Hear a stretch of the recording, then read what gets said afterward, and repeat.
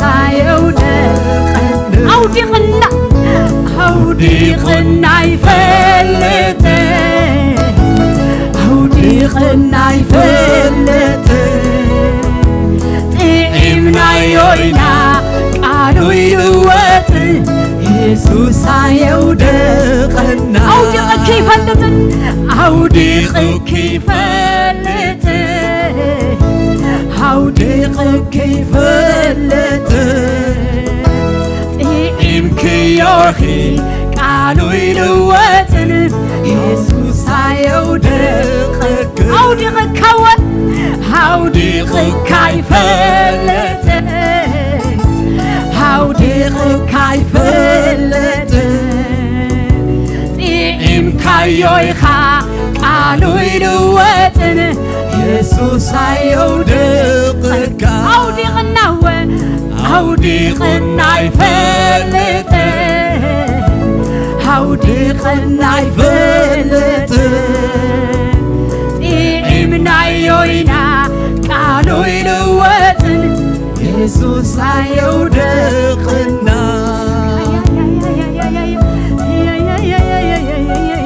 اسكا يودقو حزب خمس دي زخون እግዚአብሔር ዘይደርበዮ ህዝቢ خمس دي زخون እስከ አምላኸይ እልልታ ሃሌሉያ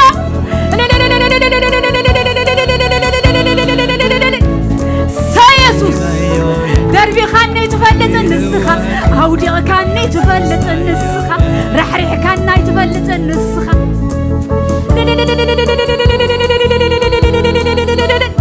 هو طعمنا كاينة هو طعمنا كاينة هو دربي خاني تفلت هو دربي خاني تفلت عودي كاني تفلت نبكالونا مسكانا نبكالونا أملخو نبكالونا أملاخنتك عب سلازخوني كعلنتك عيل شاداي سلازخوني أبزي كرب برهان تنبر نسخة بينها سلازخونك نسقع له حيلنا سلازخونك نوكل له سوكلتنا سلازخونك طعيميوي قالوا يلوتن يسوع سايودقن عودي غني فلته عودي غني فلته طعميوي قالوا يلوتن يسوع سايودق عودي غكاي فلتن عودي غكاي فلته عودي زوام لا عودي غكاي فلتن كيوخا قالوا يلوتن يسوع سايودقك عودي غنا يفلتن عنا عودي غنا يفلتن طعمنا يوينا قالوا يلوتن يسوع سايودقنا نعخان نسجدوا فكم لنا نعخان نسجد يقبع كاس لزخونة يقبع كاس لزخونة أملاخنتك ودادر تسل زي بلكا تودادر سل زي بلكا طعمنا كاس لزخونك حيال سل زخونك نسجد لنا نايك زيابير منفس نخبرك لنا هو نسخة نسجد لنا أملاخنتك كالنتك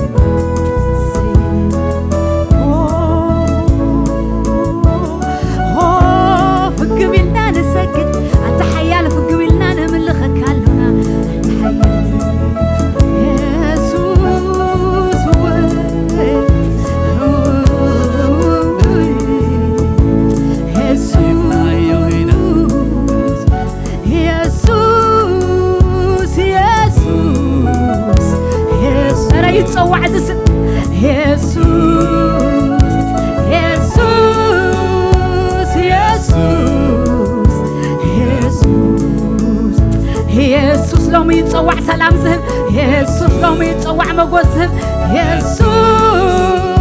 يسوس يسوس أرى يتصوع زسب يسوس سلام زلو يسوس يسوس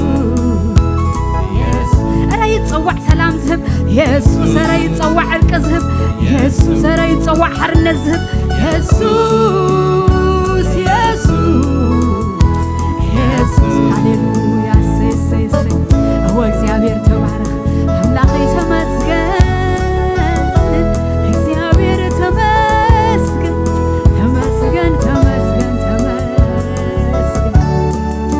እስከነዛ አምላክ ዝክብር ክንህብና እግዚአብሔር ይባረክ እስከና አምላክና ዝኸውን ክብሪ ንኣምላኽና ዝኸውን ክብሪ ንኣምላኽና ዝኸውን ክብሪ እሱ ይግባዩ ካብ ዝንላዕሊ ንሱ ይግባዩ ህያዊ ሃሌሉያ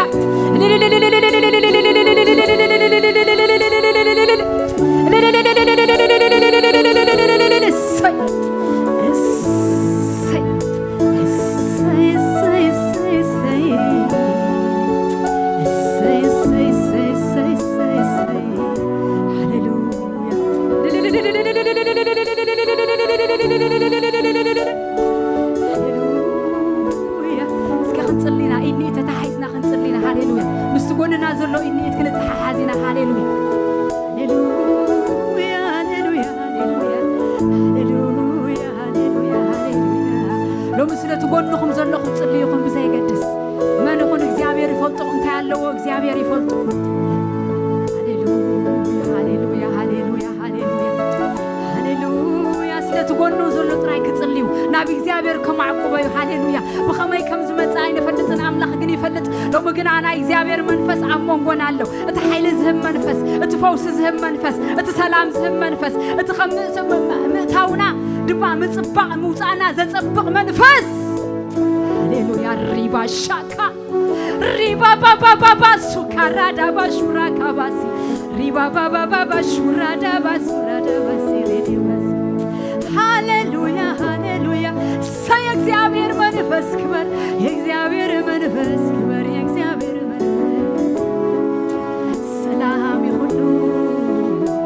ኢየሱስን ከሎ ሰላም ደሃን ይሁኑ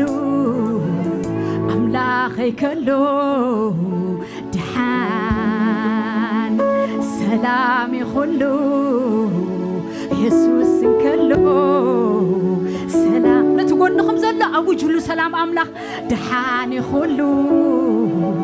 يسوس كله دحان سلامي ولو سلام سلامي خلو أملاخي كله سلام دحاني بلو دحاني خلو يسوس كلو دحان سلامي سلام لومي سلامي خلو يسوس كلو سلام دحاني خلو أبوها خلو دحاني خلو تملخو خلو دحاني خلو تملخ يا خلو دحاني خلو أملاخك خلو دحان كل خمزة لون مسقنا لونا أبي الله مسقنا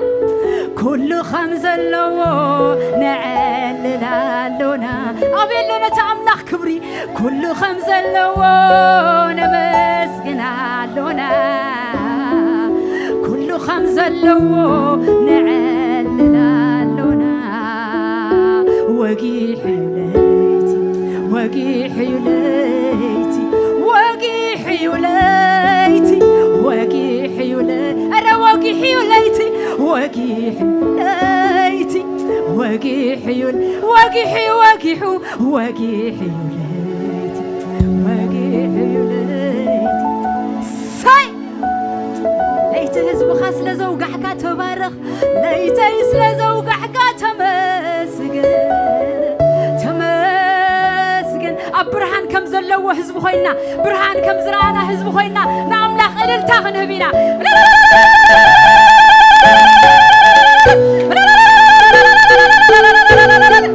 هاليلويا سيسوس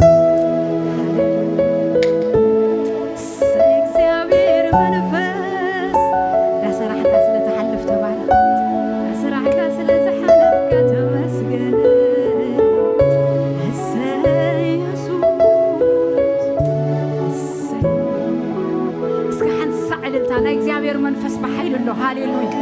دا سرح يحلفالو سلام اندهبه يحلفال دا فوسه يحلفال هاليلويا هاليلويا السي هاليلويا يسوس ود أملاخيو مز منفس زخلنا أبزلنا يوقف كنبلينا حيال زخنا إجزابير منفس أمونغنا له هاليلويا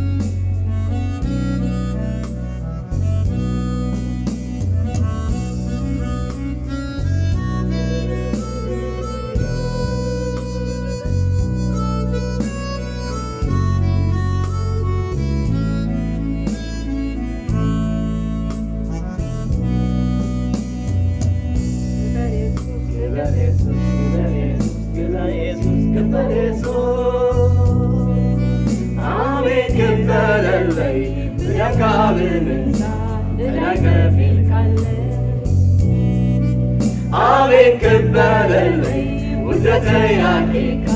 كبري ماليس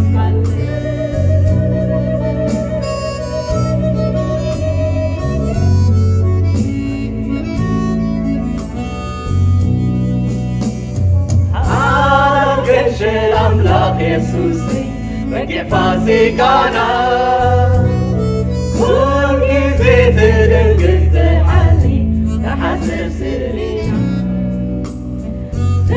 تنسد اللي زيكاها عالسما يا مري نسواتك تكون السخا وريكانا مكي كلا يسوس نقاش يسوس كلا يسوس كبال يسوس كلا يسوس آمين كبال اللي بدكا بمنسا إليك في الخلي آمين كبال اللي ودتي يا حيكا كبري ماليس خلي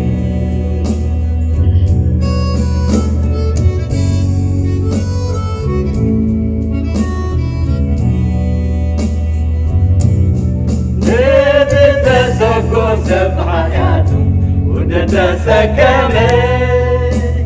إلى أخف الكابور دمكا رخبكا له أب سما يمري مسكركا سلام يخون بالكا كرما تخليلكا أبلعني مسكن اللوخا كبر يسوس كبر يسوس كبر يسوس كبر يسوس كبر يسوس آمين كبر اللي بدكا بمنسا إدايك في الكلي آمين كبر اللي وردتي يا حيكا كبري ماليس كلي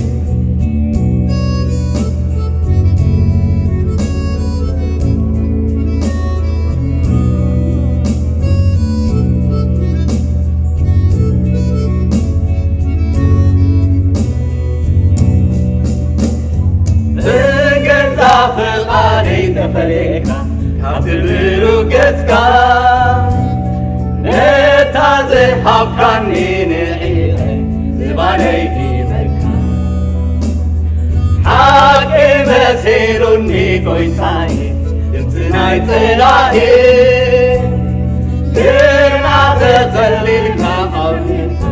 ويكاني رجالي كبر يسوس كبر يسوس كبر يسوس كبر يسوس كبر يسوس آمين كبر اللي بدكا بمنسا إليك في الخلي آمين كبر اللي وردتي يا حيكا كبري ماليس خلي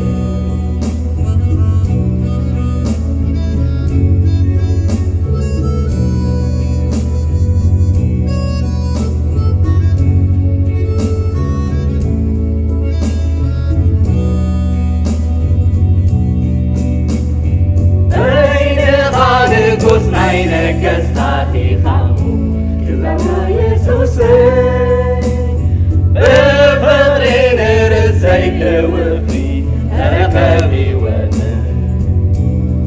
تغرق من عيون لبي نسمك غودن اسعد بيناتك تخون بينها غفنك كبر يسوس نقص يسوس قطع يسوس كفل يسوس قنال يسوس آمين كبر اللي بدمك بمنزع إليك في قلبي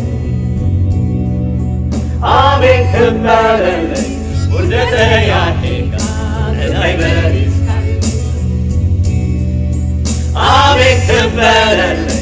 بدمك بمنزع إليك في قلبي آمين كبر اللي وردت يحيك كبري ماليس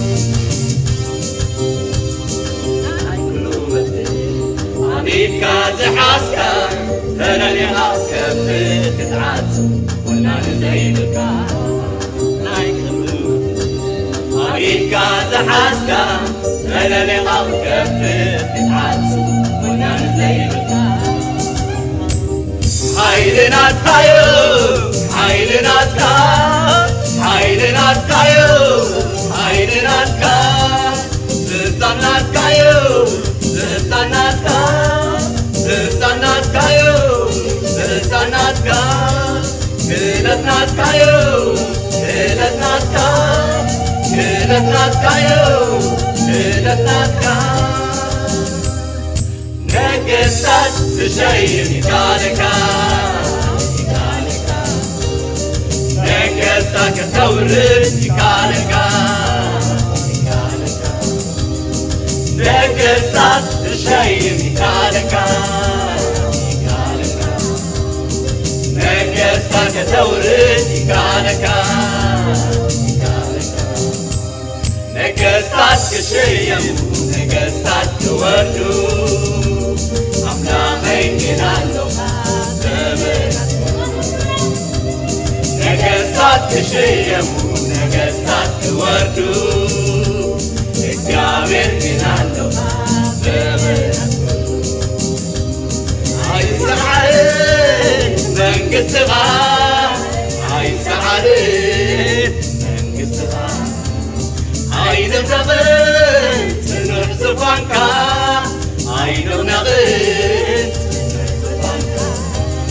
አይደፈርን በውር ማህደርካ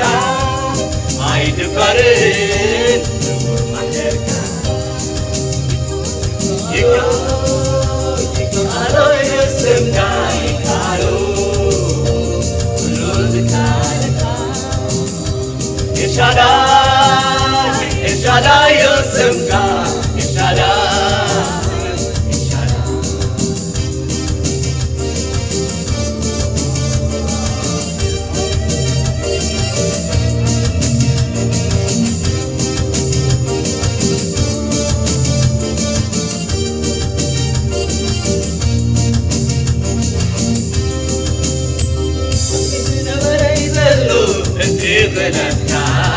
كم تزنبر يزلو انتي حيلها كم تزنبر يزلو البيت بتاعك كم تزنبر يزلو كرما مقصة اي تلوكان اي تلوكان اي تلوكان اي تلوكان اي تلوكان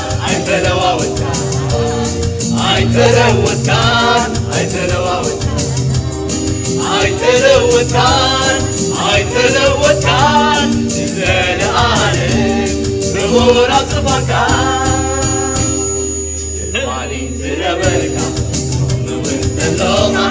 ዘለዓለም ትነብር ሕያው ኣምላኽና ማሊ ዝነበርካ ምውን ዘሎኻ ዘለዓለም ትነብር ሕያው ኣምላኽና ሕያው ኣምላኽና ሕያው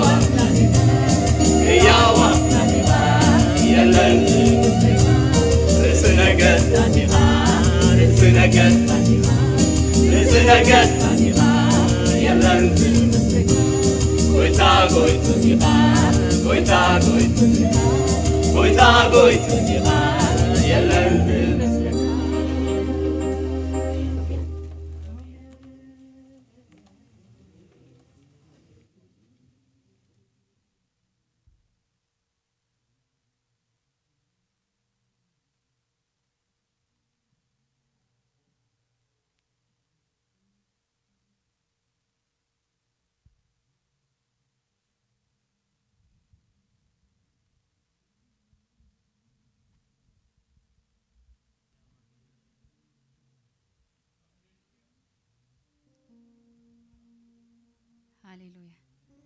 እግዚአብሔር ይባርክኩ ይከአሎ ምንም አምላክና ጌታ ይባረክ ሃሌሉያ ኢየሱስ ጎይታይ ንሱ ይከአሎ ንሱ ጅግና ንሱ አንበሳ ንሱ ሁሉ ሃሌሉያ yes say እግዚአብሔር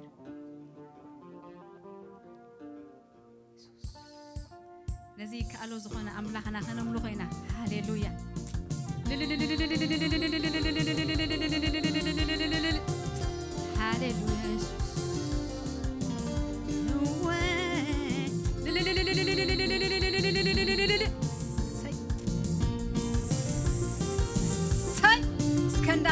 ንጎይታ ክብር ክንህብና እግዚአብሔር ይባረክ ቃል አምላክ ሲከምዚሉ ድንቅን መስተንክርን ጌርካ ፈጢርካኒ ከመይሉ ከማስወካ ይሉ ሃሌሉያ ሰይ የስምካ ነዶዬ ፎቶ የስምካ ፈትዎ አነስ መግለጽ የብለይን በር ከምዝፈትወካ ፈትዎ የስምካ ፈትዎ ንዶ የስምካ ረናጠቃና አነስ መግለጽ የብለይን በር ከምዝፈትወካ ፈትዎ የስምካ ፈትዎ ንዶ የስምካ አነስ መግለጽ የብለይን በር ከምዝፈትወካ ፈትዎ የስምካ ፈትዎ ንዶ የስምካ ፍቅሪ ከምዝሓዘኩም ኮይንኩም ኣነስ መግለጽ የብለይን በር ከምዝፈትወካ ፈትዎ የስምካ ፈትዎ ንዶ የስምካ እስከንዳጣቕዕናወ ኣነስ መግለጽ የብለይን በር ከምዝፈትወካ ፈትዎ የስምካ ፈትዎ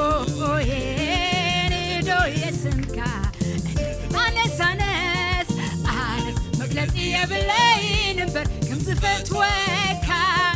فتو يسمكا فتو يندو يسمكا يسوع سمكا قبشتو كم زسمكا ويلن كتو سلازي زفتوكا زيناي لبي وزي قلت الكاز يسوع سمكا قبشتو كم زسمكا ويلن كتو سلازي زفتوكا زيناي لبي وزي قلت الكاز سلازي أنس مقلتي يبلي نبر كم زفتوكا فتوى يسمكا فتوى يسمكا أنس مقلتي يبلي نبر كم زفتوكا فتوى يسمكا فتوى يندو يسمكا تايبة حلاي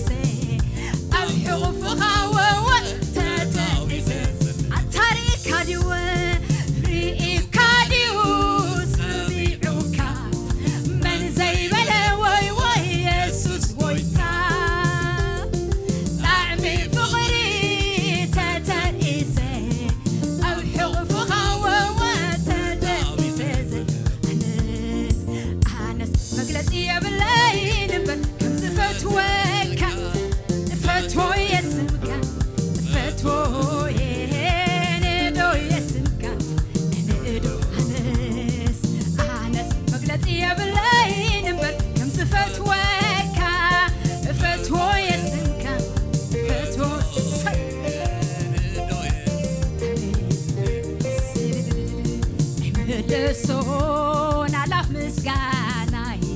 حيدتي ومسيناتك كنا لبي فتي زنقدو مالتي كونو يغربو بلاش فقري كم تعم شتو مقدس كايتو مقدس كايتو مقدس كايتو مقدس كايتو زفان كايتو زفان كايتو زفان كايتو زفان كايتو تمسكن تمسكن تمسكن تبارك تبارك تبارك لعنبه لعنبه لعنبه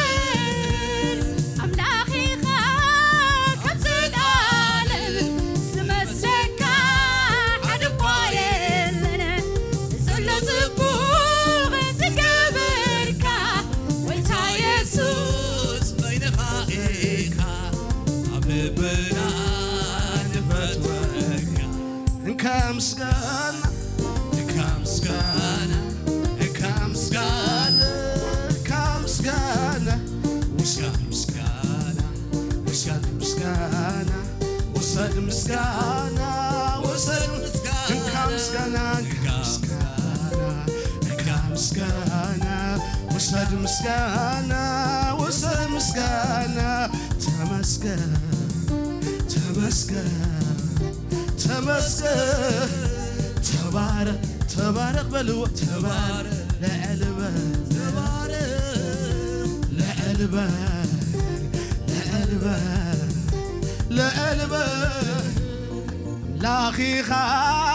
ካብ ዘለዓለም ዝመስለካ ሓደ ኳየ ብዘሎ ጽቡቕ ዝገበርካ ጌታ ኢየሱስ ሽብሸባኹም ኣብያሉ እስኪ እግዚአብሔር ዝኸውን ሽብሸባ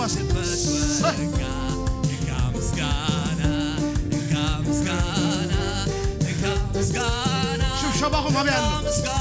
እግዚአብሔር ዝኸውን ክብሪ ሃሌሉያ አቤሎ ጣቅዒት አቤሎ እልልታ አቤሎ እልልታ እግዚአብሔር ዝኸውን እግዚአብሔር ዝኸውን እንካ ምስጋና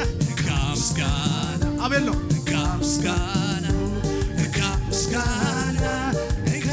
ውሰድ ምስጋና በሉ እስኪ ውሰድ ምስጋና ውሰድ ምስጋና ውሰድ ምስጋና እስኪ ተሕትልኩም እስኪ ተሕትልኩም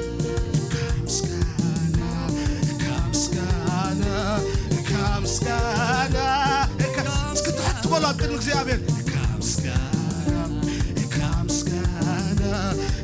ምስጋና እንካ በልዎ እንካ በልዎ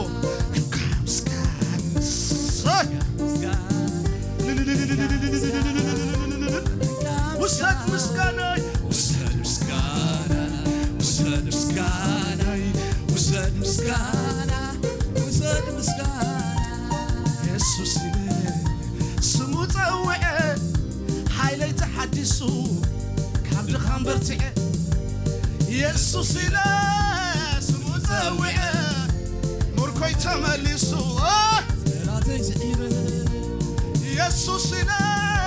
ስሙ ፀውዐ ሓይለይ ተሓዲሱ ካብ ድኻም በርቲዐ ኢየሱስ ኢለ ስሙ ፀውዐ ምርኮይ ተመሊሱ ጠላተይ ረጊጽ ኣታዳምሀይ هو اسمه سلامي هو اسمه عرفتي هو اسمه تمكحتي هو اسمه حبني كي طوعك اي وعل كي طوعك اي حدر زي بقون اي كل اللي أسيبلو من وهايتات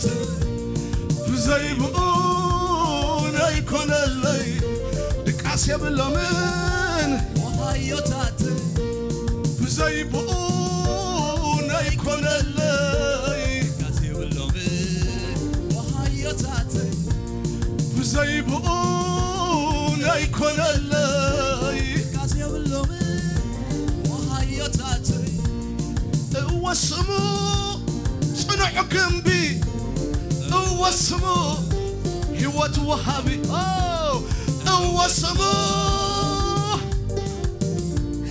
هو اسمه صنع جنبي عوت بعوت زمرحني أبرس طلعتي عوت زمرحني زمرحني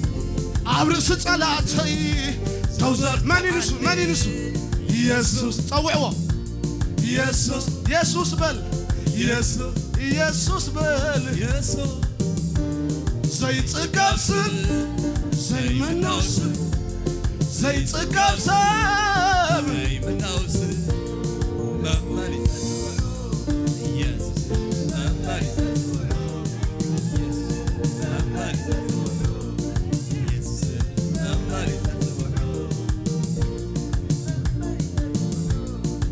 ኢየሱስ بالممارس تسوع أنس مغلط يا بلاي نبل كم زفتوك فتوى يسمك فتوى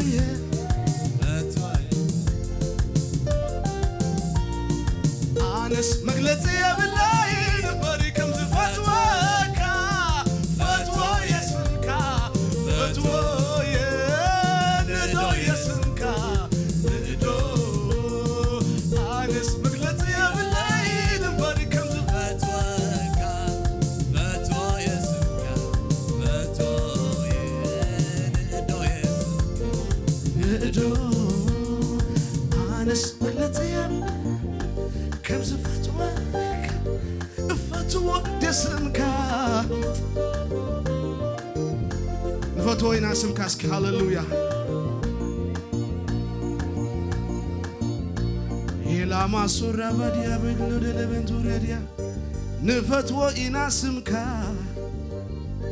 نخبرو يناسمك زد حنا الناس ميد سمزي زد تبجو الناس ميد سمزي حيل زخون الناس ميوز سمزي هاليلويا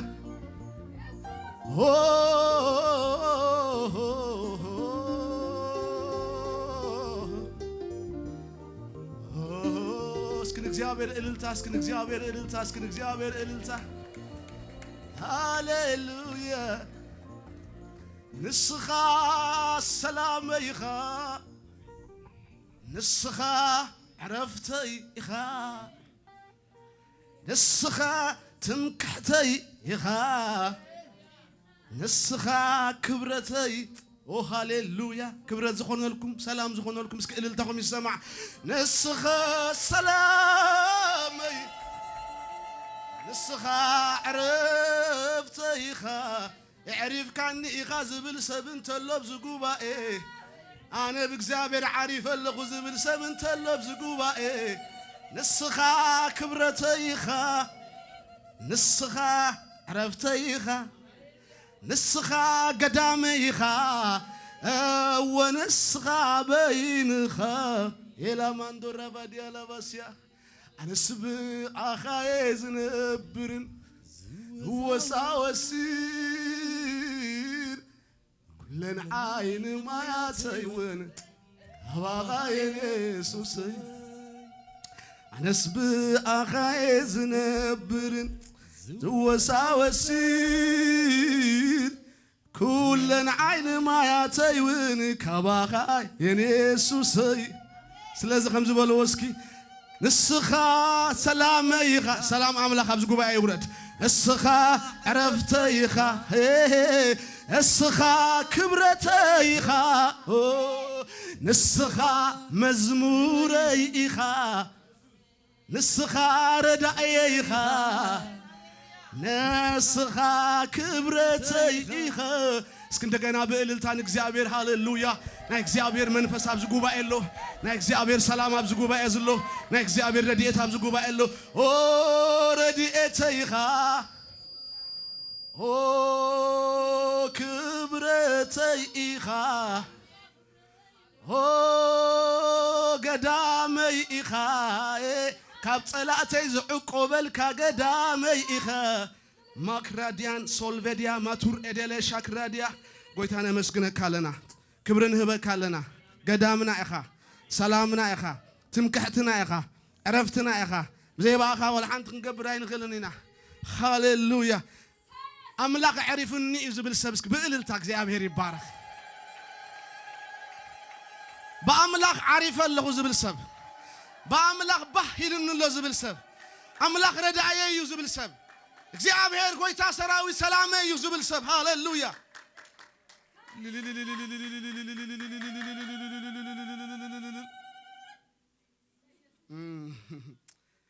ራና ማጎሽ ፔላቫዱ ያናሱድ አባና ላቫንዶሪያ ጎይታ እግዚአብሔር ያው ይኻማኸልና ንባረኸካለና ህላውነት ካማኸልና ስለዘሎ ፍቅርኻ ማኸልና ስለዘሎ أملاكنا عنا معقوبنا حيلنا بتصببنا خافطون رديئتنا أيو خمس تبهله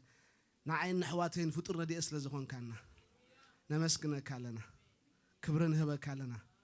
أما أخلنا زلو منفس نخبرو لنا أما أخلنا زلو منفس نسجدلو لنا أما أخلنا زلو حيل كده تحتشل نخبرن هبو لنا ريناس كولو بورا شانتورا ديناس يا مول ريفيديا أرعد سبر منفس أما أخلنا له حمام زفوس منفس أما أخلنا له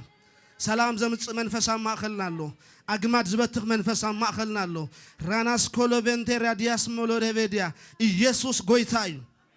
أجاننتي أبزبوتا قدي يبلومن رخصات منافستي أبزبوتا قدي يبلومن حارنت زلو قبائزي منفس قدوس زلو قبائزي هاللويا thank you Jesus رانيا ماسكولو فندوريشيا ماكلاديا يسوس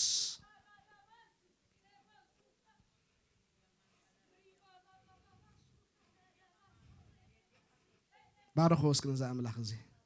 ميلافانوس ياغرادين توشيغ لاماس بوريفيديا باخا بهبلنا له yes Lord thank you hallelujah وعلت كان عنا بزحيو فقر كان عنا حياويو أبتا صنعت كتما زدنق بحر تاريخنا يا أخا أبتا استعرضت كتما محرت كازرعنا حزبينا እግዚአብሔር رادينا ماس كلبنتور أباشك لدينا ماسيا صلاة زير خبنا حزبينا زملتنا حزبينا زمالوقنا حزبينا أجاننتي أيرخبونان تنقلتي أيرخبونان أسماتنياتات أيرخبونان زملتنا إنا هيوتنا زملتتيا حدارنا زملتيو ولدنا زملتيوم حزب شكرا بانا مسولا ديا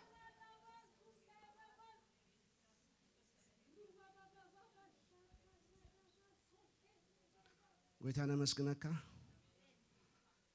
أما أخلنا سلازل لخا تبارك هجي خاني قال كادق خفتلنا إلا نصلي لنا لو من حنت نفس تزارب እግዚአብሔር لو من حنت نفس بصح እግዚአብሔር دمن سغان أي زارب دمن سغان أي يسمع ጸጥ ይበል እግዚአብሔር ላውነት ካግና ከምትስ ደለው ይግበረና ናትና ምድላው ይትረፍ እግዚአብሔር ናትና ምዝግጃው ይትረፍ በኢየሱስ ክርስቶስ ስም ጸልያለሁ ረድኤት ካግና ማእኸልና ይሰልጥን ንነፍስ ዘረስርስ ንነፍስ ሓጎስ ዝፈጥረላ ረድኤት ካግና አውሽጥና ይምጻ ኢለ ጸልያለሁ ሃሌሉያ እግዚአብሔር ሕያው ይኻ ክብር ህበካለሁ ሃሌሉያ thank you Jesus ሃሌሉያ ቃል ካባረኸልና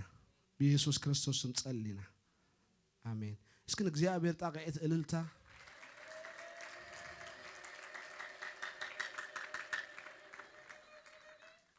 أبزلنا يا هنكمتنا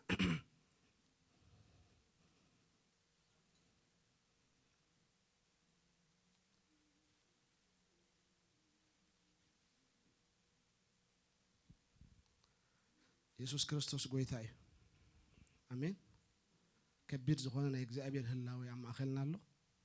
رزين زخونا يجزأبير كبري عم أخلنا له كم زدلنا يا هنكونين خلنينا آمين هلاو نتعملخ زلوا وبقاي آمين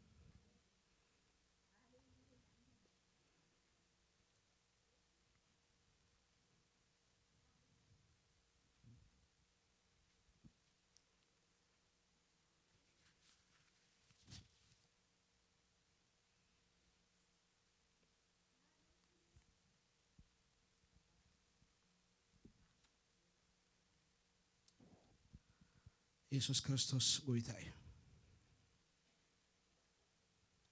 ንጉሆ ሳብ ልቤ ሓደ ቃል መጪው ተምሕዋት ነግሮም ነይረ ነፍሰይ ሲ ግዳይ እግዚአብሔር እዩ ስለዚ ከአቡ ተስፋ ገብራለሁ ትብላላ ተስፋና መኒ ረድኤትና መኒ ኃይልና መኒ እስከ ዓውልኩም ነፍሰይ ሲ ግዳይ እግዚአብሔር ይበሉ ስለዚ ብኡ ተስፋ ገብራለሁ أب أكاونتنا زول لجنزب تسفاي كوننانيو نبرتنا تسفاي كوننانيو بيتسبنا تسفاي كوننانيو نوكلو نجار تسفاي كوننانيو إنما كحلو نجار تسفاي كوننانيو تسفانا مني اسكندجانا تسفانا مني تسفاهم مني تسفانا مني أبز مدرسة تسفانا مني بزحات جنزبهم تسفا غيرهم ብዙሓት ትውክልቶም ተስፋ ገይሮም ብዙሓት ዝንኦምን ሃብቶምን ተስፋ ገይሮም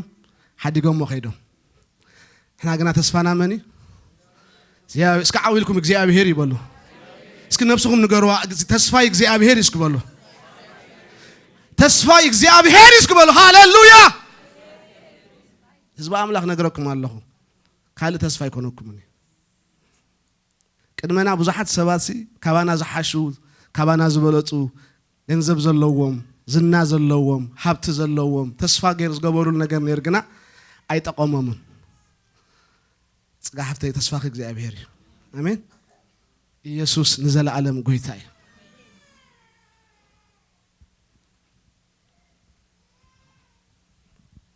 ከመይ ደሰብል ንጎይ ክብር ንጎይታይ ይኹን አና በአምላክ ደስ ይልንሎ እግዚአብሔር ይመስገን ሃሌሉያ አሜን أنا جناب እግዚአብሔር كحجوسي بأملاخ بدحاني كألل كبلي እግዚአብሔር تقويت نسو حيليون أجري كمنا إرابي جبران أبتبرخ بوتاي كأخمل على سنيرين مباقم آمين bah كبل الناس جبوا بእግዚአብሔር قويتها سراوي ترايو هاليلويا إيسوس قويتاي لو ما أنت نريء حساب እግዚአብሔር يمسكن لو ما أنت نريء حساب كم زحواتنا خزمرو تصنحو እግዚአብሔር ኤልሻዳዩ እግዚአብሔር ይካአሎ እዩ ሰባት ንኻልህ ወመምር ይካአሎ ንመን ናይመን ናይ እግዚአብሔር ጥራይ ይካአሎ እግዚአብሔር ጥራይ ሁሉ ዝኽእል አሜን እግዚአብሔር ጥራይ ኤልሻዳይ ማንም ዝካአሎ የለን አብዛ ምድሪ ሓደ እግዚአብሔር ጥራዩ ከም ስሙ ኮይኑ ዝነብር ስም እግዚአብሔር ተባረከ ይሁን እግዚአብሔር ከም ስሙ ኮሙ እዩ ከም ትስሙ ኮሙ እግዚአብሔር እንተ ዳ እግዚአብሔር ኤልሻዳይ ኮይኑ ስሙ እግዚአብሔር ኮሙ ይገብር ክብርና አምላክ ይሁን ሎምን ሪኦ ሓደ ካብትና እግዚአብሔር ስም እግዚአብሔር ተዋጋአይ እዩ ስሙ እግዚአብሔር ኮሙ እዩ እንታዩ እግዚአብሔር ተዋጋአይ እዩ ስሙ እግዚአብሔር እዩ አሜን አሜን ናይ ሎም ሐሳብና እስዩ እግዚአብሔር ተዋጋአይ እዩ ስሙ እግዚአብሔር እዩ ዘጻአት 15 ጥቅስ 3 ዘሎ ዛ ሐሳብ እዚ ዘጻአት ምዕራፍ 15 ሳልሳይ ጥቅሲ እግዚአብሔር ተዋጋአይ እዩ ስሙ እግዚአብሔር እዩ በባህሪው እግዚአብሔር ተዋጋአይ እዩ እግዚአብሔር ንውግ ይነቅል እዩ እግዚአብሔር ንውግ ይትስዩ እግዚአብሔር ንውግ ይስለፍ እዩ ንማን ክረድ ንህዝቡ ክረድ ندق خرد نعم نتوم እግዚአብሔር ዝኾኑ ሰባት ክረድ እግዚአብሔር ተዋጋአይ እዩ እግዚአብሔር አምላክና ዝተመስገነ ይኹን አሜን እግዚአብሔር እንታዩ እስከ ዓዊልኩም እግዚአብሔር ተዋጋአይ ይበሉ እስከ ዓዊልኩም እግዚአብሔር ተዋጋአይ ይበሉ ንጸላትኩም ዝዋጋአልኩም ነታብ ቅድመኩም ዘሎ ሁነታት ዝዋጋአልኩም በኒው እግዚአብሔር ጎይታ ሰራዊት እዩ እግዚአብሔር ይባረክ አምላክና ከም ስሙ ተዋጋአይ እዩ እግዚአብሔር ከም ስሙ ረዳአይ እዩ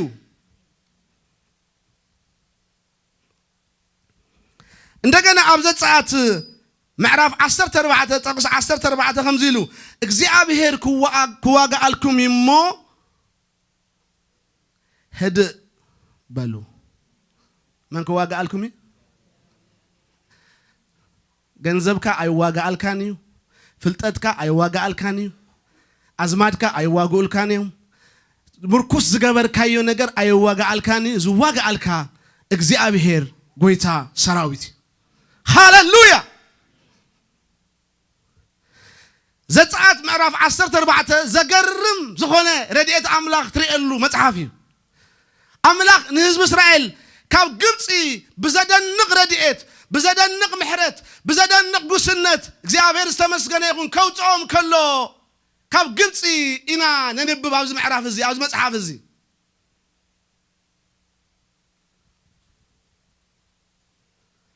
ካብቲ ጨካን ዝኾነ ፈርዖን ካብቲ ንሕስያ ዘይብሉ ፈርዖን ካብቲ ገዚኡ ዘይጸግብ ፈርዖን አምላክ بزدنق ረድኤት ንህዝብ አምላክ ከውጾም ከሎ ንሪኦ እዚ ምዕራፍ እዚ ግና ኣብ መጨረሻ ዘጻአት እግዚአብሔር ነጻት ገይሩ محلاف ገይሩ ካብ ግብጽ ምሰውጾም ፈርዖን ተጣይሱ እስራኤላውያን ኣብ ምድረ በዳ ኾለልዮም ዝብሉ ዘለው ስለዚህ ንኺድ ነርክቦም ኢሉ ሰራዊት ሒዙ ሰረገላ ሒዙ ክስዕቦም ከሎ ኢና ኣብዚ ምዕራብ እዚ ነንብብ ፈርዖን ማዕለያ ዘይብሉ መለኮታዊ ረድኤት አምላኽ ኣብታ ሃገር እንዳረአየ ግና ልቡ ዝደንደነ ሰብ እዩ እግዚአብሔር ልዕሊ 10 ዝኸውን ተኣምራት እንዳገበረ ህዝበይ ልቀቕ እዚ ህዝብ እዚ ህዝበይ እዩ ከምልኸኒ ልቀቆ ከገልግለኒ ልቀቆ ንዓይ ክኸውን ልቀቆ እንዳበለ እግዚአብሔር ዘገርም ዝኾነ ነገር እንዳገበረ ክዛረቦ ከሎ ከኣብ ከሎ ኢና ንሪኦ መጨረሻው ድማ ምሰውጾም ግን እንደገና እንታገብር ከለና ክስዕቦም ከሎ ንኺድ ታይ ንግበሮም ነርክቦም ኣብ ምድረ በዳ እዮም ኮለሊሎም ዘለው ኣብ ምድረ በዳ እዮም ዝደኽሙ ዘለው ንኺድ ነርክቦም ኢሉ ክብገስ ከሎ ኣብዚ ምዕራፍ እዚ ረኺብና የለና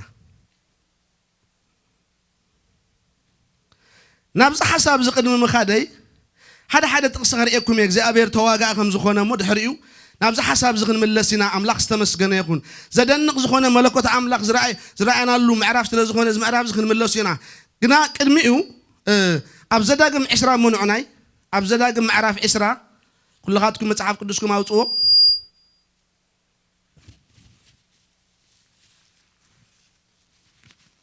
ክብሪ ንእግዚአብሔር ይኹን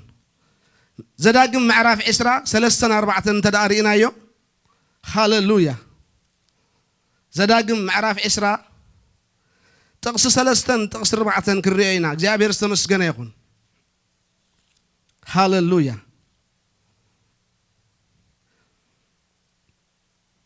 ኩልኻትኩም መጽሓፍ ቅዱስኩም ክተውጽዎ ደልየ እዚ ምዕራፍ እዚ ክርኢኹ ብሓንሳ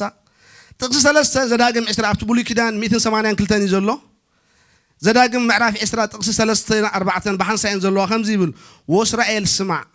ሎሚ ምጸላእትኩም ክትዋግኡ ቀሪብኩም ኢኹም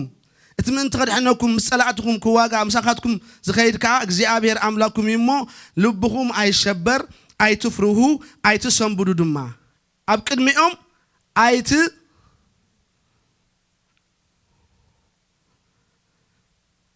ንጸላእትኩም ክዋጋኣልኩም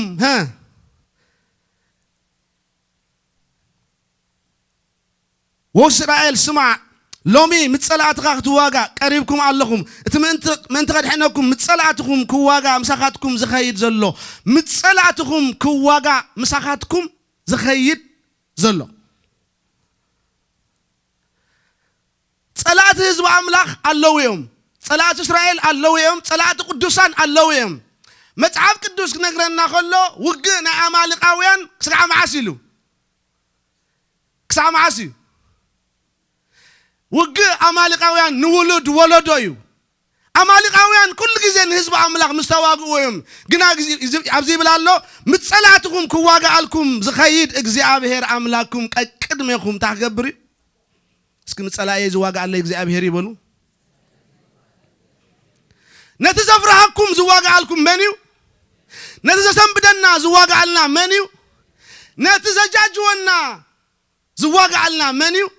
እግዚአብሔር ጎይታ ሰራዊት እዩ ከምዚ ኢልዎም እግዚአብሔር ኣምላኽ እሞ ልብኹም ኣይሸበር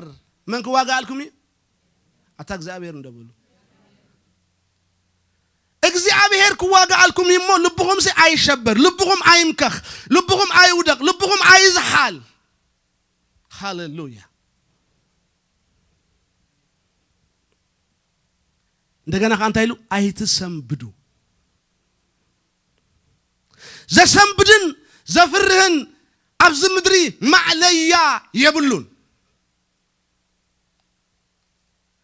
ዘሻቕለካ ዘሰንብደካ ዘፍርሃካ ዝገዳደረካ ማዕለያ የብሉን ኣብዚ ምድሪ እዚ ሓደ ነገር ግና ሎሚ ንግሆ ከረጋግፀልኩም ደሊ እግዚአብሔር ጎይታ ሰራዊት ግና ቀቅድመና ዘወፅእ ኣምላኽ እዩ ሃሌሉያ እስከ ኣሜንኩም ይሰማዕ ዝብለኩም ዘለኹ እግዚአብሔር ክዋጋኣልኩም እየ ዝብል ዘለኹ ነዚ እኮ ኣሕዋተይ ኣምላኽ ክዋጋኣልካ ክንደይ ዓብ ነገር እዩ እግዚአብሔር ክዋጋኣልካ ንጸላእትኻ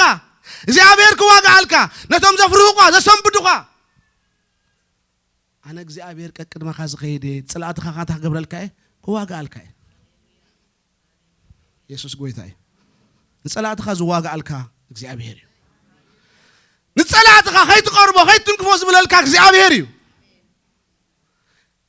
ዘሰንብደካ ነገር ኣሎ ዘፍርህ ነገር ኣሎ ዘጃጁ ነገር ኣሎ ግና እግዚአብሔር ንጸላእትና ዘሰንብድ ንጸላእትና ድማ ዘፍርህ እግዚአብሔር እዩ አሜን ዘፍርሃኩም ነገር የለን አይብለኩም እኔ ዘሰንብደኩም ነገር የለን አይብለኩም እኔ ዘጨንቅ ነገር የለን አይብለኩም እኔ ሓደ ነገር ግና ክብለኩም ደሊ አብኡ ግና እግዚአብሔር ጎይታ ሰራዊት አሎ ሃሌሉያ አሜን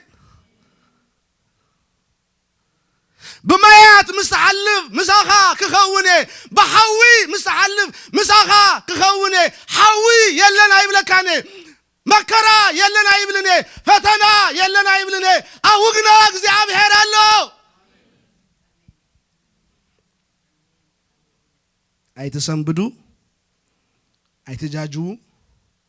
ተንቀላት ዝገርማ ቃላትን በጣም ዝገርማ ቃላትን ኮኔልስ ሚረለና አለሁ አይትፍሩሁ አይተሰንብዱ እንደገና ካንተ አይትኹኑ አይትጃጁ ማን ምሳኹም ከይዲ እግዚአብሔር ምሳኹም ከይዲ ኢየሱስ ክርስቶስ ጎይታ እዩ አሜን አሜን ክብር ነዛዓበ አምላኽ ይኹን ኢየሱስ ጎይታ እዩ ኣብቲ ሓዊ ኣብቲ ብማይ ምሕላፍ ኣብቲ ፈተና ምሕላፍ ኣብቲ በመከራ ምሕላፍሲ ቀቅድመኻ ዝወፅእ መን እግዚአብሔር ኢየሱስ ክርስቶስ ወዳ አምላኽ አሜን አሜን ናብ ዘዳግም ሓደ ክወስደኩም የሞኒ ኣውኻ ሓደ ነገር ኣሎ አምላኽ ዝተመስገነ ይኹን ኣብ ዘዳግም ምዕራፍ ሓደ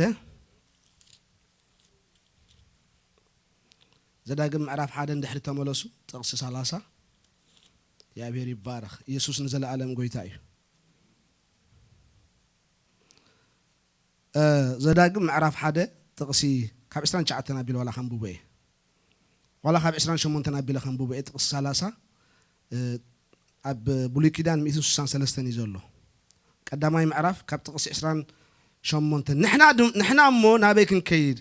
ክንድይብ እቲ ህዝቢ ካባና ዝበዝሕ ዝነውሕን እዩ እታ ከተማ ድማ ዓበይቲ ክሳብ ሰማይ ዝበፅሑ ተዓርደት እየን ደቃዓና ኣባሪእና ኢሎም ኣሕዋትና ልብና ኣምከኽዎ ኣሕዋትና እንታይ ገበርዎ እስኪ ልብና ኣምከኽዎ በሉ ሽዑ በልኩም ኣይትሸበሩ ኣይትፍርህዎም እቲ ቀቅድመኹም ዝኸይድ እግዚአብሔር ኣምላክኩም ከምቲ ኣብ ግብፂ ክገብረልኩም ዝረኣኹሞ ኩሉ ከምኡ ንሱ ኣብ ክንዳኹም ክዋጋኣልኩም እዩ አሜን ልብኻ ዘምክኽ ነገር ብዙሕ እዩ ዘሎ ልብኻ ዘውርድ ነገር ዘሸብር ነገር ብዙሕ እዩ ዘሎ እታ ከተማ እንታ ኮይና ተዓሪዳ እያ እታ ከተማ እንታ ኮይና ተፍርህ ከተማ እያ ደቃዓናካ ኣለዉ ነዋሕት ዘፍርሁ ኣለዉ ከክንዲ ጎልያድ ዝኾኑ ማለት እዩ ኣለዉ ምስ በሉናስ ልብና እንታይ ኮነ ኢሉ መኸኸ ሽዑ ኢያሱ ከምዚ ኢልዎም ኣይትሸበሩ ኣይትፍርህዎም እቲ ቀቅድመኹም ዝኸይድ እግዚአብሔር ኣምላክኩም ከምቲ ካብ ግብፂ ክገብረልኩም ዝረኣኹሞ እስራኤላውያን ከምዚ ሓደ ግዜ ዳቦቃቶም ንምስል ኮይና ኢና ንሕና እውን ከምኡ ኢና ጉድ ረኺቦም እስራኤላውያን ዘበን ሙሉ ብዛዕቦም ኢና ንዛረብ ኣምላኽ እስራኤላውያን ዘገርም ረድኤት ገይሩሎም እዩ ግን እንታይ እዮም እዚኦም ህዝቢ እዚኣቶም ረሳዓት እዮም ኣምላኽ ካብ ግብፂ ጀሚሩ ከምዚ ህዝቢ እዚ ገይሩ እግዚአብሔር ዝረድኦ ህዝቢ የለን አሜን ሰለኹም አንሳለና ከተሳኩም ንሓንሳ ሓፍኮፍ ከብለኩም ምሳለኹም ምሽ ምሳለኹም ግብፃውያን ሲ ዘገርም ዝኾነ ናይ ኣምላኽ እስራኤል ሲ ግብፃውያን ዘሰንብድ ኣምላኽ እዩ እስራኤላውያን ግን ኣይፈልጥዎን እዮም እንታይ ገብሮን እዮም መመሊሶም ርስዕዎ ዘገርም ዝኾነ ኢድ ኣምላኽ እንዳርኣዩ ዝወፁ ህዝቢ እዮም ካብ ግብፂ ጀሚሮም ክሳዕ ተኸንኣን ዝወርዱ ዝኣትው ሲ ኣምላኽ ዘደንቕ ነገር እንዳገበረሎም ዝወፁ ህዝቢ እዮም ግን እንታይ ገብሮ ንኣምላኽ ይርስዕዎ ይፈሩ ሕጂ ከንታ ክንከውንና ሕጂ ትማል ምሽ እግዚአብሔር ተዋጊልካ ሎምኻ ዋጋኣልካ ትማል ምሽ እግዚአብሔር ረዲእካ ሎምኻ ይረድኣካ تمال مش እግዚአብሔር ጸላትኻ ኣብ ቅድመኻ ተሰዓርት ገይርዎም ሎሚ ከደኺሙ ዲ እግዚአብሔር እስኪ እግዚአብሔር አይደኸመን ወሉ تمال زردعنا እግዚአብሔር ሎሚ አይደኸመን አሜን تمال ተዋጋልና እግዚአብሔር ሎሚ ኻ ቦቱሎ تمال زحلفنا أملاك لو مخاب بطول لو ما أيده كمان لو مونك واقع لنايو لو مونك رد عنايو لو مون مسانا إزلو هاللويا آمين اسكنا تعطوهم زلوا أي تفرح بلو اسكنا حساب بلو مو أي تفرح እግዚአብሔር كواقع الكاي بلو لي هاللويا آمين أنا قرأ كاللغو እግዚአብሔር كواقع الكاي سقبل سخا هدا أملاك كواقع الكاي እግዚአብሔር كواقع الكي نتصلاتغي أب قدمك تسعرته قبرمي هاللويا تا رهابكم زيلا بزعباكم مسمع ناسي لبنا أب قدمنا أنت خوين أب قشتنا أنت خوين له مخخه أملاك إسرائيل زفره أملاكي قال دخي مسلوكم فلتوا يمصبوا غيرهم يمتصلوا مصباح على مسمع ناسي أو وشتنا لبنا مخخه تمال حنت حفظ أب صلوت هيتون راسي كبانا اللعلسي قريمات النتعم قريمات الني بالطعم يا قريمات الني كبانا اللعلي تفلتوا لهم صلاتنا እግዚአብሔር حيال مهاني فلتوا حسكمني كبانا اللعلسي صلائنا أملاك حيال مهانو يفلت احنا قلنا فقروز طعمنا رديئتوز طعمنا حواتي امين نقول لخاتكم تزحتكم نيره مچم زدنق زخونه ناي እግዚአብሔር إزرعكم حزبيكم أبزبنكم مالتي امين أملاك كموت زوجكم أملاك انصلاتكم تواجيو سعر لكم مولوم دان تخوين أنا نجاجو مولوم تخون كا خاتفره مولوم تخوين أنا نسنبت من كوا قالناي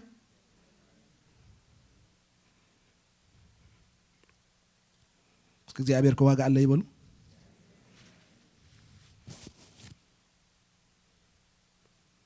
هاليلويا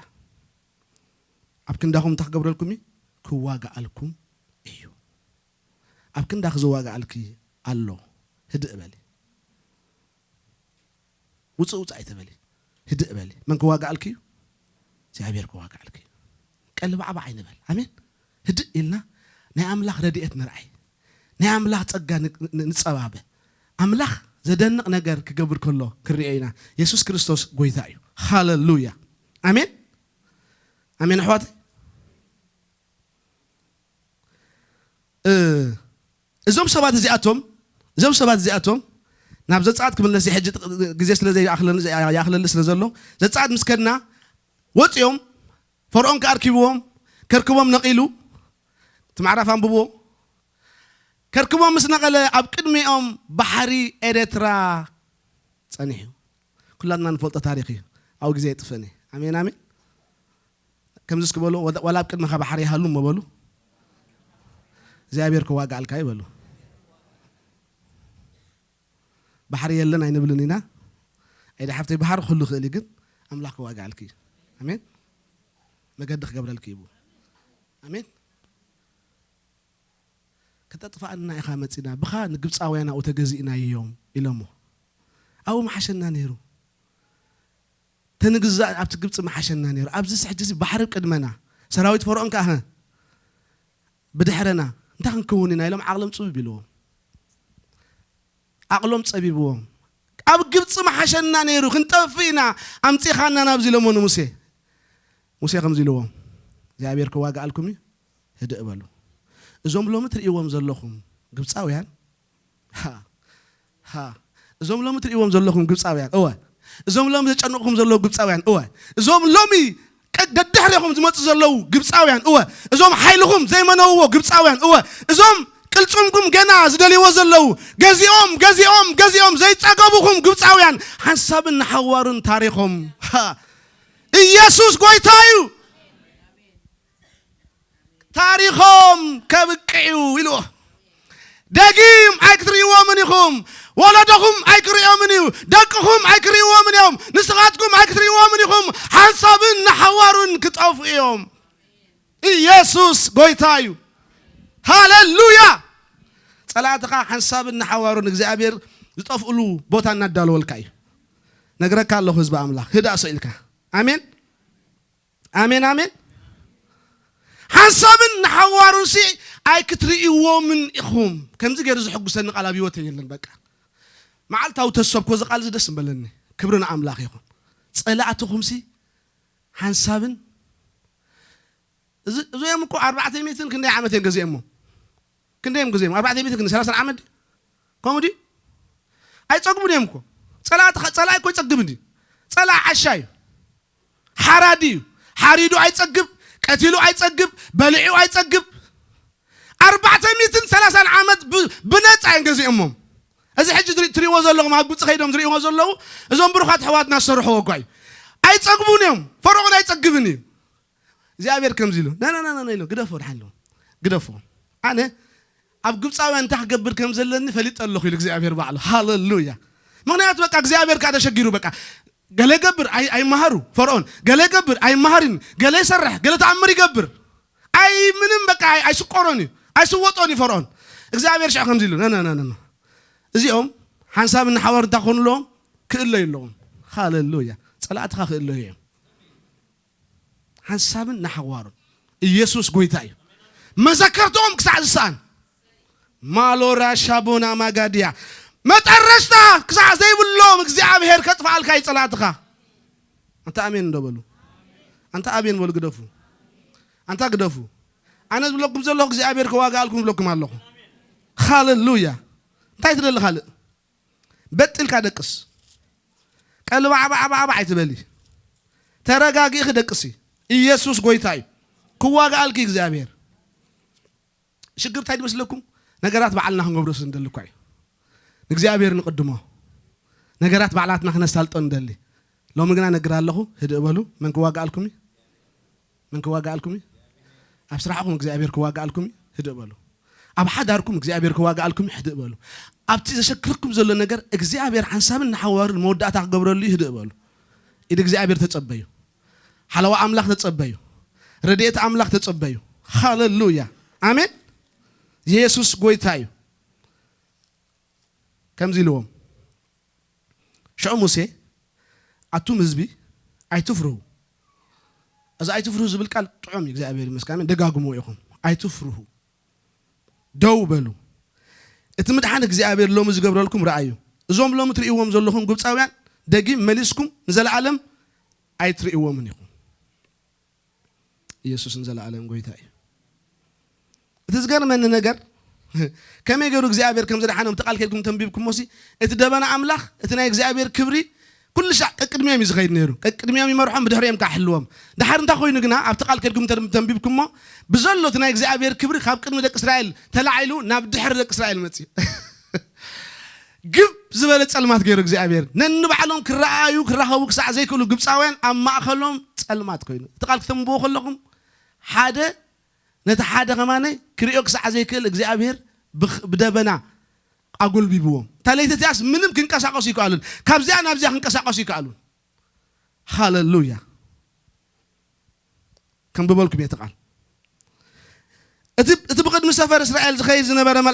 መልኣኽ ድማ ተላዓለ ንድሕሪኦም ከዓ ኸደ እቲ ዓንዲ ደበና ከዓ ኣብ ቅድሚኦም ተላዒሉ ኣብ ድሕሪኦም ደው በለ ናብ መንጎ ሰፈር ግብጻውያን ሰፈር እስራኤልን ኣተወ ናበይ ኣትዩ እስኪ ናብ መንጎ በሉ እስኪ ናብ መንጎ በሉ ኣብ መንጎ ዝኣትወልካ ኣምላኽ ኣሎ ብለካ ኣለኹ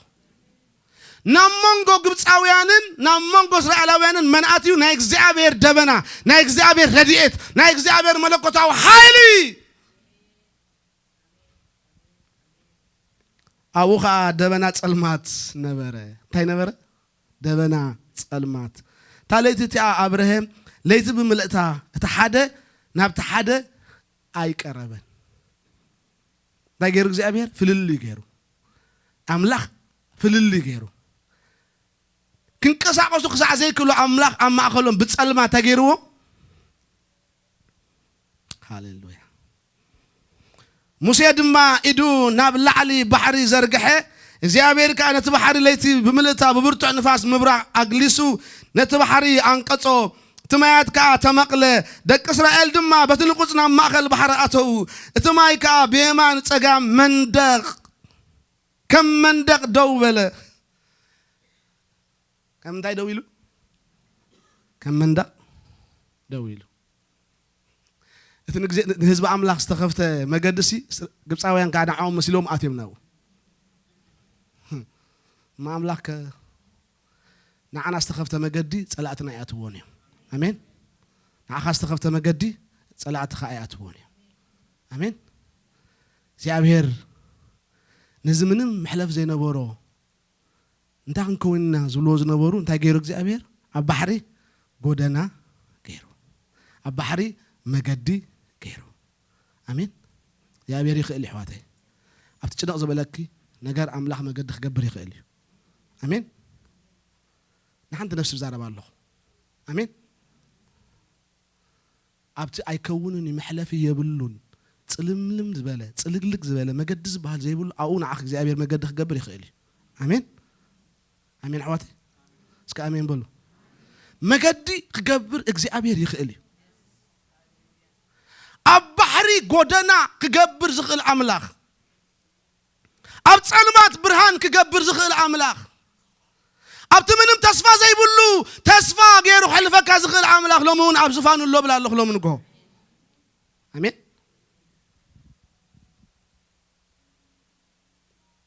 ኣይፈልጥን ብምንታይ ከም ተሓይዝኩም ከም ዘለኹም ግና ኣብቲ ከቢድኩም ዘሎ ኣብቲ ተሓልፎ ዘለኹም ኣብኡ እግዚአብሔር መገዲ ኣለዎ ኣብኡ እግዚአብሔር ይዋጋ እዩ ብቅድሚኦም ባሕሪ ኤርትራ ብድሕሪኦም ከዓ ፈርዖን እዛ ሰዓት እዚኣ ከባድ ሰዓት እያ እዛ ግዜ እዚኣ እቲ ናይ ቀደም ናይ ባርነት ዘበኖም ዝዘከሩላ ሰዓት እያ ጭንቕ ዝበለቶም ሰዓት እያ ሎሚ ምን ኣሎ ኣብ ማእኸልና ጭንቕ ዝበሎ ምን ኣሎ ሎሚ ኣብ ማእኸልና ፅብብ ዝበሎ ሎሚ ንዓኻ ዛረበካ ኣለኹ አሜን እግዚአብሔር ረድኤት እዩ እግዚአብሔር መገዲ ኣለዎ እግዚአብሔር ከስግረካ እዩ ሃሌሉያ አሜን መገዲ ክገብር ዝኽእል አምላኽ ኢና ነምልኽ ሃሌሉያ አሜን ኣጆኻ ሓፍተይ ጎይታ ህያው እዩ ኣጆኻ ሓወይ እግዚአብሔር ረዳእ እዩ አሜን እቲ ንግዝቢ አምላኽ ዝተኸፍተ መገዲ ግብፃውያን ንዕኦም መሲልዎም ናብቲ ባሕሪ ኣትዮም ኣነ እዚ ቃል ዝኽሪኦ ከለኹ ሓስቦ ከለኹ እስራኤላውያን እንታይ ዝገብር ዘሎ እግዚአብሔር ሕጂ ኣትዮም እንዳበሉ ዝፈሩ ዝነበሩ ኮይኑ ይስማዓን ኣይተጻሕፈን ኣብቲ ቃል ከይድኩም ከይትርእይዎ ይስማዓን ከምኡ አምላኽ ከፊትዎ እቲ ባሕሪ እሳቶም ሰግሩ ኣለዉ ፈርዖንን ሰራዊትን ከዓ ምስኦም ደድሕሪኦም ኣትዩ እንታይ ይኸውን ኣይብለካን ዶ ንኸይድ ነንብቦ ቃል ኢየሱስ ንዘለዓለም ጎይታ እዩ አሜን ጥቕሲ 22 ናቢለ የንብብ ኣለኹ ኣብ 14 እየ ዘለኹ ደቂ እስራኤል ድማ በቲ ንቁፅ ናብ ማእኸል ባሕሪ ኣተው እቲ ማይ ከዓ ብየማን ፀጋም ከም መንደቕ ደው በለ ጥቕሲ 23 እስኪ ብሓንሳብ ነንብቦ ግብፃውያን ድማ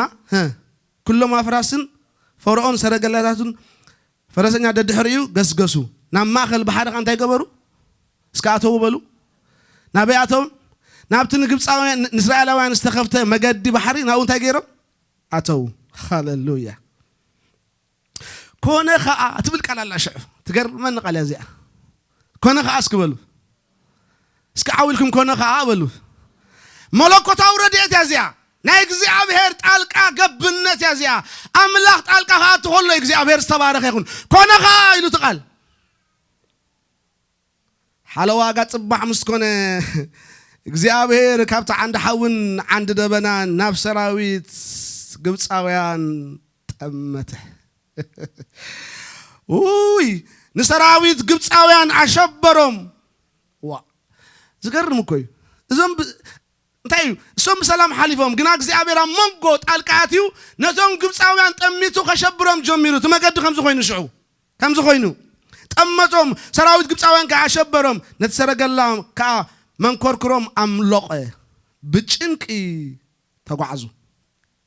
መን እዮም እዚኦም ግብፃውያን እቶም ከም ንቁፅ ምድሪ ሸናዕ እንዳበሉ ከም ካቴድራል ዝሓልፍዎ ዝነበሩ ግብፃውያን ንግብፃውያን ግን እንታይ ኮይኑ መገዲ ጭንቂ ኮይኑ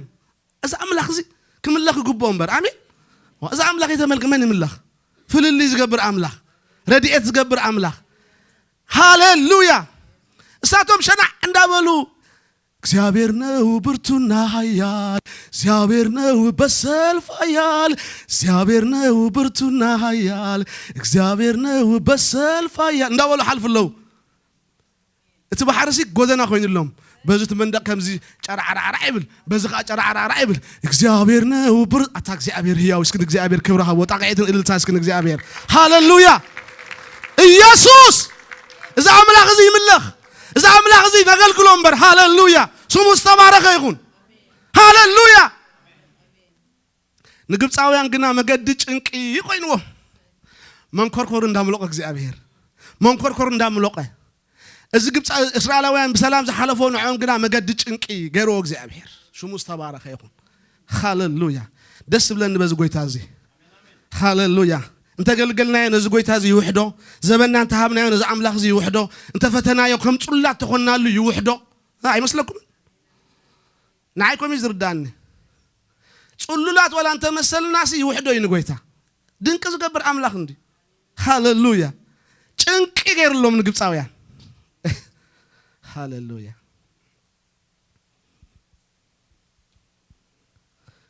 نتسرقلا كم من كركرام لق بچنك تقعزو ግብፃውያን ካ እግዚአብሔር አብ ክንደኦም ምስ ግብፃውያን ይዋጋ አለሞ አብ ቅድሚ እስራኤል ንህደም በሉ ታይነ በልሉ ምን ይዋጋ አለ እግዚአብሔር ሲ አብ ክንድ መን አብ ክንድ እስራኤላውያን ይዋጋ አለሞኒ ስለዚህ እንታይ ንግበር ንህደም ናበክ ታድምዳ አመን ቀራቁረ እንዲኻቲኻ ምህዳም ዝባሃል የለን ሕጂ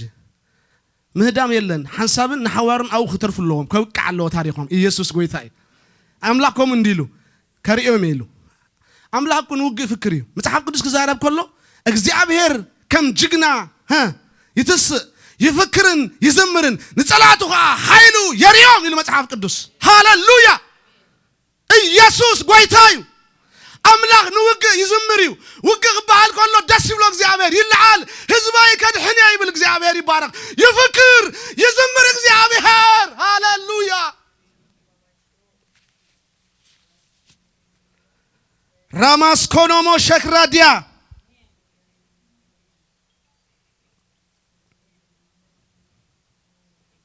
امين وقخ بحال كله املاح تعم دس بلو بقى قدمش عبتي نعب خلنا بدرجين تايم وقخ خدو كله يفكروا جلس بحال درشي لهم بري درف نيرو قوم داولي وقخ كل كله اي ثينك حيله بقى يمسلني درف الدرف يا انا يتمكر كون يفلطوني جن ኢየሱስ ጎይታይ አምላክ ካሲ ይፍክር ይብለኩም አለሁ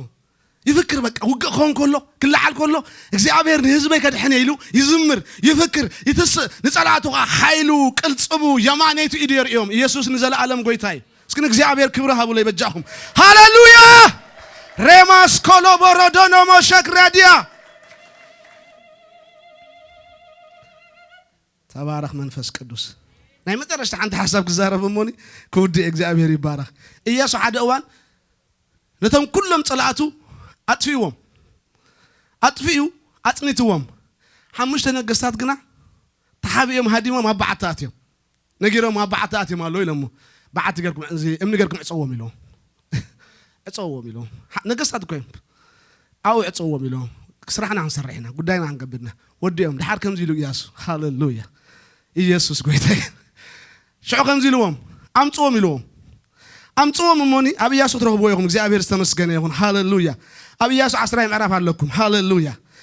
ኢየሱስ نزل عالم ጎይታይ أمتوهم يلوهم شو أنت جايب لكم ኢየሱስ نخل ህዝብ አምላክ ጸውዕው ይሎም نخل ህዝብ አምላክ ታይግበሮ ይሎም ጸውዕው ይሎም ካብት ባዓቱ ጸሞም ንህዝብ አምላክ ተጸውዕው አበደባባይ ኮይን ማለት هاليلويا شو كم زيገሩ كسرتهم نجسات كم زجروا እግዚአብሔር ኢያሱ ረገጾ ይሎም ሃሌሉያ كم زجروا ዝሕጉሰን ነገር የለን كسرتهم نجسات እግዚአብሔር አርግጹ كم زجروا አርይዎም በተግባር ይርይዎም አምላክሲ ንጸላአትኩም كم ዝክሳዶም ረግጹ ይዘድሕናኩም ዘለይሎም አሜን አታሜን በሉ አይተረዳኩም መስለኒ ዝብለካ ዘለኹሲ አምላክ ዝንጸላአትካ كم زجروا ክሳዶም አርግጹ ይዋጋልካ ዘሎ አይተረዳኩም ቀደም ብናሽቱ ከለና حيالات زبالله أبجزاوتي حيال أنا جزاوتي حيال الله ده أبكم ده نيركم تفلتوا تخونكم أجزاوتنا حيالات الله حيالات زبال حجي سوم ده الله تايم زجبرخا يهارمخا يلوخا ده لا يمجبرخا كاوم زحيل مت هاللويا كأوم زحيل ما تصمري نعيب لك أشعو يرقصك مالتي يتحزك دكرب لك تدكره غاسة تحيا الحزب قال لك شو ما أملاك استوارك يا أخو هاللويا أملاك سيب لك الله عن حزب أملاك እግዚአብሔር ንጸላእትኻ ክሳዱ አርግጽ ይዋጋ አልካ ዘሎ አሜን ባይበልካ ታዝቢ እስኪ ሕጉስ በሉ እስኪ ገጽኩም ብርህ ይበል ይዋጋ አልካለ እግዚአብሔር ክሳዶም ከም ዝረግጹ ማለት እዩ አሜን ከም ነተብ ነገስታሲ በተግባር እኮ አይዚ ተሐል ቀትልዎም መሰርዓዮም ቀትልዎም ኢያሱ ከምዚ አገር ረግጹ ክሳዶም ረግጹ ይዋጋ አልካ ዘሎ እግዚአብሔር እነግረካለሁ ህዝብ አምላክ ስምዓን ሎም ንጎ ኢየሱስ ጎይታ እዩ ትፈርህ ዘለካ ስምዓኒ كنت زفرها كازلو سمعني نجرا زفرها كازلو سمعني نجرا كالله أملاك نتسلعتها كسادهم رجيتوا يواقع الكالو آمين آمين هاللويا كساد تسلعتها رجيتوا إخزابير يواقع الكازلو نعاد كرب لكالو نعهرمو نع أوه آمين آمين أي تفرو فريوا يزوروا خلهم كنا عليكم زوروا دس سندابلكم يسوع قويتاي زواج عليكم الله ملاك እግዚአብሔር ኣብ ዙሪያቶም ዝፈርዎ ይሰፍር እንታይ ገብሮም ካ ይናገፎም ምንም አይትኾንኩም ቅን ኢልኩም ደስ እንዳበለኩም በቋንቋ እንዳጸለኹም አንኹም ይዝገብር ሼክራ ዲያማ ስሎቮን ዲያ እንዳበልኩ አሜን ኢየሱስ ንዘላለም ጎይታ እዩ ሃሌሉያ ዘድሕነና ጎይታ ዝዋጋልና ጎይታ ምሳና ኮይኑ ጸላትና